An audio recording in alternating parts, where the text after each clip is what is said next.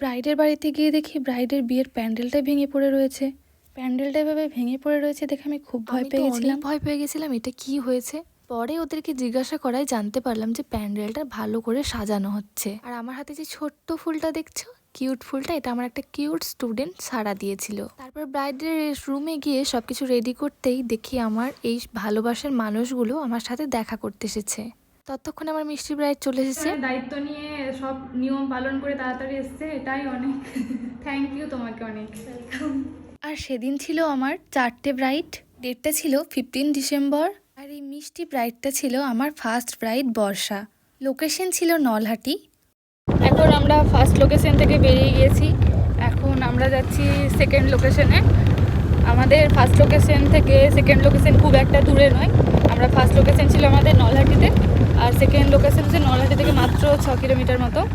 এখন যাচ্ছি। আর এই হচ্ছে আমার সেকেন্ড মিষ্টি ব্রাইড প্রিয়াঙ্কা। ওর কোনো ডিমান্ড ছিল না, আমি ওকে আমার মনের মতো করে এই লুকটা ক্রিয়েট করে দিয়েছিলাম। আর লুকটা দেখার পর তোমরাও কিন্তু অবশ্যই কমেন্ট করে জানাবে লুকটা কেমন হয়েছে। আমার ব্রাইডের তো ভীষণ পছন্দ হয়েছে আর আমারও ভীষণ পছন্দ হয়েছে। বলো প্রিয়াঙ্কা জি, কেমন লাগলো লুকটা? খুব ভালো লেগেছে, পছন্দ হয়েছে? দারুণ একদম। কলকাতা এখনো বাকি আছে।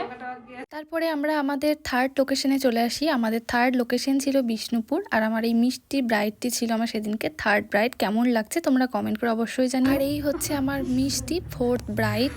এই ব্রাইডটি ছিল এত মিষ্টি আর এত ভালো, মন একদম পুরো ওকে সাজিয়ে খুব খুশি হয়ে গেছিলো। আর এই হচ্ছে ওর ফাইনাল লুক।